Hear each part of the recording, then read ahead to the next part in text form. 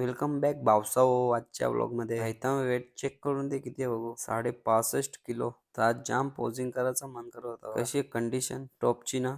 तर पहिल्या मील मध्ये आपला नेहमीप्रमाणे प्रोटीन शेक. हल्ली माझी लीन बल्किंग चालू आहे. हिसाबात खायचा आणि हिसाबात राहा. तर हा माझा पोल्ट्री फार्म आहे गावठी कोंबड्यांचा. माझा एक इन्कम सोर्स.